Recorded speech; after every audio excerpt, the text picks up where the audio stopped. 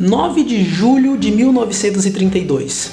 Eclode o levante que ficou conhecido como Revolução Constitucionalista de 32 ou Guerra Paulista. E para entender melhor este episódio histórico, é necessário contextualizá-lo.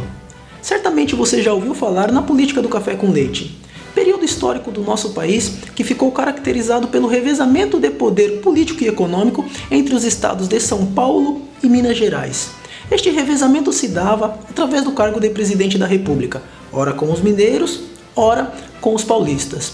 Em 1929, com a quebra da Bolsa de Valores americana, aquilo que ficou conhecido como a Grande Depressão, ou seja, o maior período de recessão econômica do século XX, o que obviamente impactou pesadamente no Brasil, pois éramos grandes produtores e exportadores de café, o que fez com que o clima político se exacerbasse.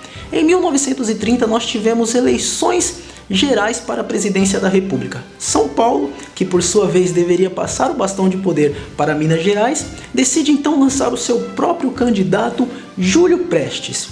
Os mineiros, descontentes com a postura dos paulistas, decidem então se aliar aos estados do Rio Grande do Sul e da Paraíba, formando assim a famosa Aliança Liberal e lançando como candidato o senhor Getúlio Vargas. Pois bem, as eleições se deram e os paulistas com o candidato Júlio Prestes venceram.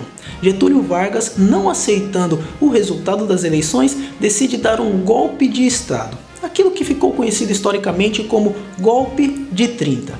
Ele decide então dissolver o Congresso, revogar a Constituição vigente e passa a interferir nos governos estaduais, nomeando uma espécie de interventores militares. São Paulo então declara abertamente ser oposição ao governo federal e diz que o regime de Getúlio Vargas é ditatorial. Passa então a exigir uma nova Constituição, a queda de Getúlio Vargas e novas eleições. Isto se dá através da inflamação de sua população, protestos, passeatas e comícios. No dia 23 de maio de 1932, acontece o fatídico episódio que deu origem à sigla MMDC, sigla essa que você já deve ter ouvido falar: Miragaia, Martins, Drauzio e Camargo. Estes são os nomes dos 4 jovens que foram baleados num protesto contra o governo federal.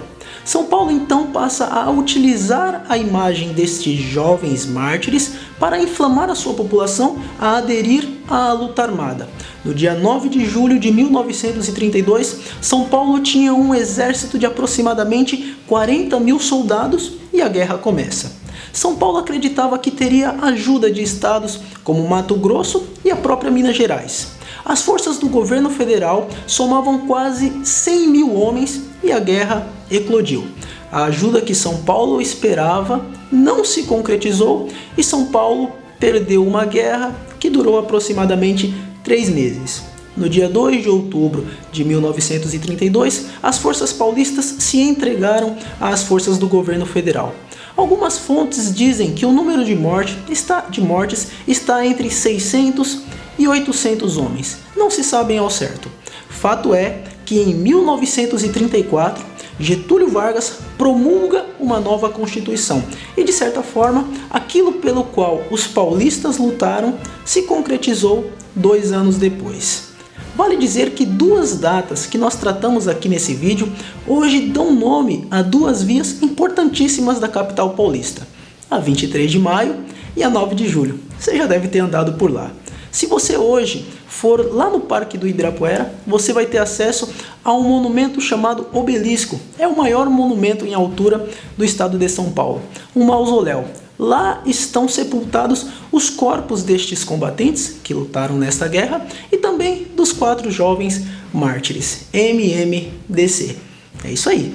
Se você gostou desse vídeo, deixe seu like, comente, compartilhe e não se esqueça de se inscrever nesse canal. Tá certo, galera? Um grande abraço e um ótimo feriado.